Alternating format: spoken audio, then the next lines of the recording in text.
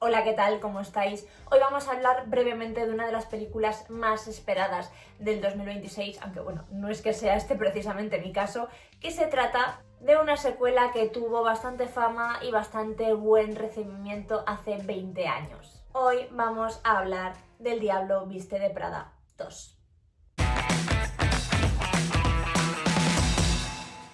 Esta secuela retoma la historia en el competitivo mundo de la moda, varios años después de los acontecimientos que pasaron en la primera entrega. Nos encontramos de nuevo con personajes icónicos que han evolucionado tanto personal como profesionalmente, enfrentándose a nuevos retos en una industria aún más exigente y aún más cambiante. Uno de los aspectos más interesantes de la película es cómo refleja la transformación del mundo editorial y digital, mostrando el choque entre las tradiciones de la revista de moda y la influencia creciente de las redes sociales y las nuevas generaciones. Además, la película mantiene su esencia, el glamour, la presión laboral y las relaciones complejas dentro de un entorno de alta exigencia. También introduce temas sociales como el equilibrio entre la vida personal y la vida laboral, el liderazgo y la reinvención en tiempos de cambio. En conclusión, no solo continúa una historia muy querida, sino que también ofrece una mirada actualizada al mundo de la moda, combinando entretenimiento con reflexión sobre el éxito y las decisiones personales. La película está dirigida por David Frankel, un director estadounidense que ha dirigido tanto películas como series y quien ya dirigió la primera parte del Diablo Viste de Prada, algo que explica perfectamente por qué esta secuela mantiene el mismo estilo y el mismo tono. Sus películas suelen mezclar humor con temas más profundos como el trabajo, las relaciones o la ambición. Su regreso en esta segunda parte aporta coherencia a la historia y a los personajes, y esto es algo que ha sido destacado en críticas recientes. En cuanto al reparto principal, no vamos a tener muchas sorpresas porque vamos a ver los mismos rostros de la película anterior, vamos a contar precisamente con el mismo elenco de hace 20 años, comenzando con Meryl Streep interpretando a Miranda Priestly. Meryl Streep, considerada una de las mejores actrices de la historia del cine, con una carrera llena de premios, incluidos varios Oscar, que es conocida por esa capacidad suya de transformarse en personajes muy distintos, y en esta saga destaca especialmente por esa interpretación tan elegante, tan fría y tan autoritaria. Anne Hathaway vuelve como Andy Sachs, es una actriz muy popular, bellísima también, que ha participado en películas de distintos géneros, desde comedia hasta drama y musicales, y su personaje representa aquí la evolución personal y también la profesional, pasando de ser una mujer bastante inexperta a ser una mujer muy segura de sí misma. Emily Blunt interpreta a Emily Charlton, que es conocida esta mujer por su gran talento tanto en comedia como en acción, y su personaje en la película creo que aporta ironía, ambición y momentos de humor, siendo uno de los personajes favoritos del público. Y por último, Stanley Tucci vuelve como Nigel, un actor muy versátil que ha trabajado en cine, en televisión y en teatro. Y aquí en la historia de la película su personaje destaca por su experiencia en el mundo de la moda y por ser un apoyo importante para los demás. Y bueno, además del reparto principal, esta película cuenta con bastantes cameos que diría que resultan bastante llamativos. A lo largo de toda la película aparecen brevemente figuras reales de la moda que aportan también así autenticidad a la historia. Y también vamos a ver cameos de alguna que otra figura muy conocida del entretenimiento. ¿Y de qué trata el Diario Viste de Prada 2? Bueno, pues Miranda Priestly, leyenda de la moda y directora de Runway, se enfrenta a una nueva amenaza. Emily Charlton, su ambiciosa ex asistente, ahora convertida en poderosa ejecutiva de una empresa rival. En un panorama donde los medios impresos pierden terreno frente al mundo digital, ambas mujeres se enfrentan en una intensa batalla por los ingresos publicitarios.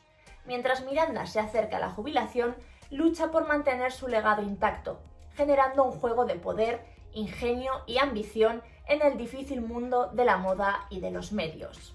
Bueno, a mí sinceramente esta película, igualmente que la anterior, no es un tipo de cine, no es un tipo de películas que a mí me vayan mucho. Pero creo que esta película, aunque no sea tan llamativa como la original, si os gustó la primera, creo que esta os va a gustar también, porque creo que son películas del mismo estilo y que esta concretamente destaca principalmente en el acierto de actualizar el conflicto. La secuela hace algo inteligente desde el principio, ya que no intenta repetir la misma historia, sino trasladarla a un mundo distinto. Han pasado casi 20 años y eso se nota. La revista Runway ya no domina el mundo como lo hacía antes. El periodismo está en crisis y las redes sociales y los algoritmos dictan tendencias. Y la película gira precisamente en torno a eso, a la caída del poder tradicional de la moda y la prensa. De hecho, varias críticas coinciden en que el tema principal de la película, el tema real, no es la moda, sino la supervivencia del periodismo en esta era digital. Y esto le da una capa de madurez que la película original no necesitaba.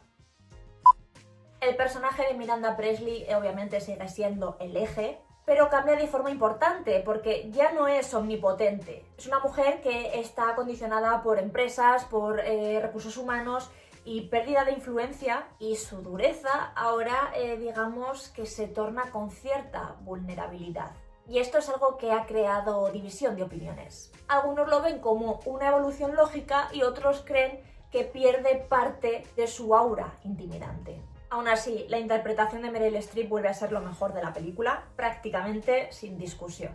Por otro lado, el regreso de Andy Sachs es uno de los puntos más debatidos, ya que la película nos muestra a esta chica que fracasa al verse afectada por la crisis del periodismo y por ello se ve afectada a volver a su anterior trabajo, a trabajar en la revista de Runway. Y el problema es que narrativamente este regreso no siempre resulta creíble. Algunas críticas lo califican directamente como un recurso forzado, y el personaje funciona mejor cuando se enfrenta a sus propias decisiones del pasado y se cuestiona si abandonar ese mundo fue una decisión que realmente era correcta. En El Diablo Viste de Prada 2 he sentido una película que claramente está dividida en dos mitades, y probablemente aquí esté uno de los mayores problemas estructurales. La primera mitad se siente ágil, se siente inteligente, llena de ideas nuevas y con un buen equilibrio entre la nostalgia y la actualidad. Pero la segunda mitad se vuelve más convencional, introduce subtramas innecesarias y pierde un poco de ritmo. Y creo que esto hace que se sienta que la película empieza bastante mejor de lo que termina. La película camina constantemente sobre una cuerda floja. Cuando funciona, recupera dinámicas entre personajes, usa referencias con moderación y utiliza el tono irónico. Pero cuando falla, repite la estructura de la original, es que prácticamente casi punto por punto. Depende demasiado del recuerdo del espectador y en general yo la he percibido como que se siente una especie casi como que de producto nostálgico. Aunque mantiene el humor, sí que es verdad que esta película es un poco más melancólica, ya que trata de temas como la precariedad laboral, de industrias en decadencia, de decisiones profesionales irreversibles. E incluso se ha definido como una película que usa la moda como fachada para hablar de otra cosa. Algo que la hace más interesante, pero sí que es verdad que al mismo tiempo la hace bastante menos ligera. En esta segunda parte, la estética y la moda ya no son el centro. En la original, la moda era protagonista, pero aquí, aunque sí que es verdad que sigue siendo espectacular y si te gusta este tipo de tema, de todo este mundo, pues vas a disfrutar con ciertos vestidos, ciertas ubicaciones, etc. Sí que es verdad que todo este tema de la moda pasa a un segundo plano. Esto es intencional, porque aquí nos cuentan que el glamour ya no es poder, sino que es decorado. Y probablemente para mí esta sea una de las decisiones más inteligentes de la película. Pero no todo es positivo, ya que cuenta con fallos algo repetitivos que ya he mencionado anteriormente, como un guión irregular, subtramas innecesarias, dependencia de la nostalgia, falta de riesgo, especialmente en el tramo final, y probablemente una sensación de secuela innecesaria. Así que para mí, como esta película se quedaría por un poquito por debajo de la original, la he valorado con un 6. Creo que es una película que está bien, aunque no es una película que me diga gran cosa. No es un desastre, ni tampoco creo que sea una película que se vea como un hacer por hacer. Pero sí que es cierto que es una película que tampoco alcanza el estatus de la original. Creo que es una película en donde destaca el paso del tiempo, sobre industrias que mueren y sobre personajes que ya no pueden ser quienes eran.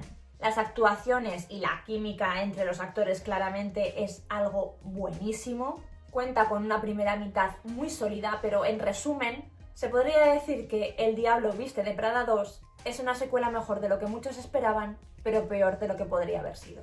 Os mando un besazo enorme y nos vemos pronto hablando de otras pelis. Un besote. Chao.